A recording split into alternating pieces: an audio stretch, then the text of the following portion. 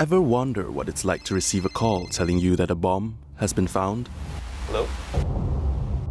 There are a lot of thoughts and feelings involved as you put down your phone, and a lot of questions as well as you make your way down to the site. What's going to happen?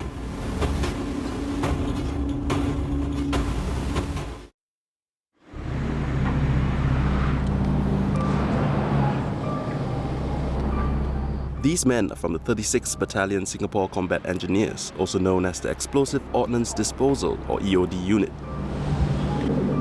They specialize in defusing explosive devices such as improvised explosive device or IED finds, as well as war relic finds. Upon reaching the site, I had to find out what was going on, so I set to asking questions like a dog sniffing for a bomb. Yesterday, there was some Singtel, they are laying some Singtel data cables. So they actually excavated and found bullet-shaped looking item. So today, the site supervisor came down, he saw it, he called the police, and subsequently we were activated. We were doing our normal standby in camp and received a tasking from our HQ site. So activated, we moved out.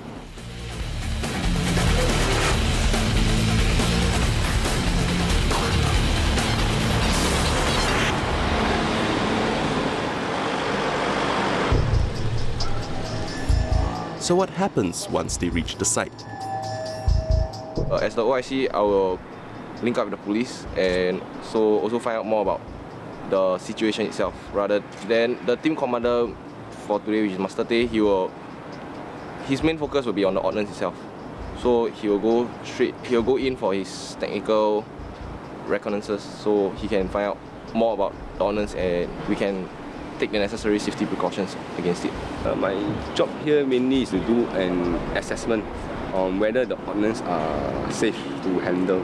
Based on the fact that the safety cap on this ordnance is still on and driving ban has not been engraved, it means that this shot has not actually been fired before. So we deem it to be safe to handle because it's still in a storage mode when it was found. I need to take measurements, the length, caliber, weight to get a reference for us to identify what exactly it is. So far we have identified them to be HE artillery shell. Most probably they are left behind from World War II, left over by the British. So over the years they've been buried underground. Once we clearly identify exactly which type, then we'll bring it to a disposal range for disposal. I arrived at the disposal site tinged with excitement. It was time to blow stuff up. Here today we are at the M203 range. We will be disposing of the 10 ordnance that we found yesterday. We will dig a hole in the ground and place the ordnance and lay the charges. After that we will cover it with sandbag and then we'll ignite it.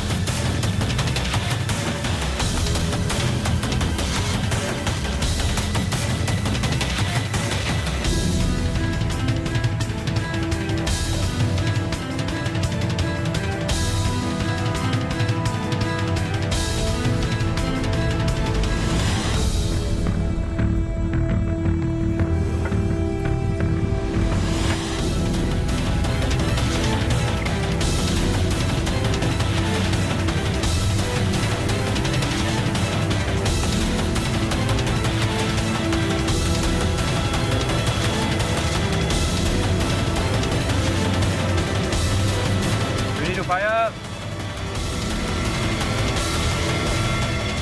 Ignited!